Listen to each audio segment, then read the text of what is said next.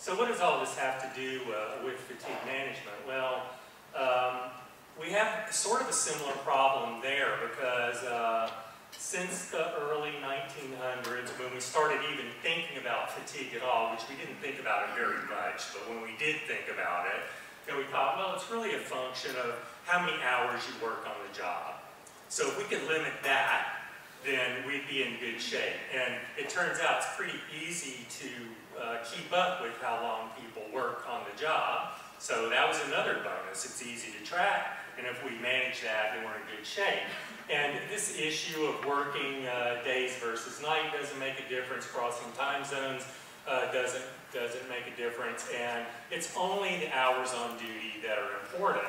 And if you look at traditionally our fatigue management guides, that is what we focus on.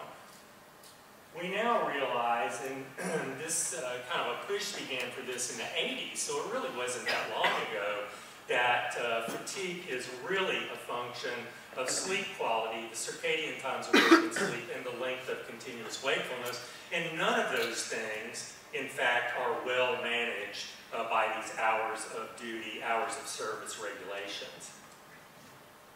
So we also now realize that some of these very commonly held beliefs about sleep and fatigue aren't true. Like we now know that people cannot train themselves to get by on less sleep than Mother Nature intended, which is a minimum of 7 hours per day. We now know that it's not easy to tell when fatigue starts to impact performance, and that once sleepiness is evident, it's forced to keep yourself awake.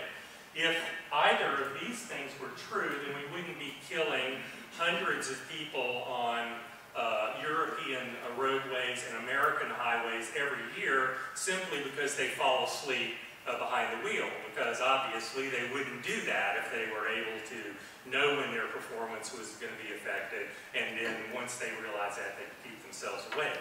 I don't know about you, but in my more foolish times in life when I was younger, which is, as you can tell, a while back, and you know, that thought of, well, I'm going to keep on driving at 2 or 3 o'clock in the morning, you get the fall asleep episode and you wake up and you go, oh my God, you know, I'll never do that again. And then 10 minutes later, you find yourself on the edge of the highway.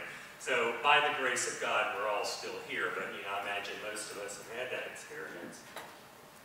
Prior experience with sleep loss doesn't make you more resistant to the problems of sleep restriction in the future. Training under the influence of fatigue doesn't make it easier to perform under the influence of fatigue, although we continue to do that in medicine and in the military as if this were true.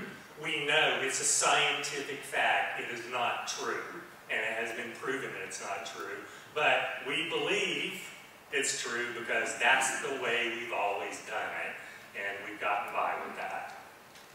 Rest and relaxation. Every time I give a fatigue management talk, there's at least one person that comes and tells me they meditate, and when they meditate, they can only get by on 2 hours worth of sleep. And in fact, there's no scientific proof that meditation or anything else in the world will make up for sleep loss.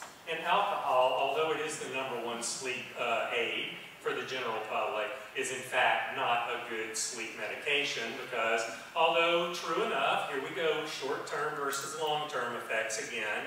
In the short run, it does make you sleepy. In the long run, it disturbs your sleep architecture to the point that your sleep is not restorative. And stimulants cannot replace the need for sleep. If you look up my list of publications, you'll see that for a number of years I did work with amphetamines for military pilots in sustained and continuous operations.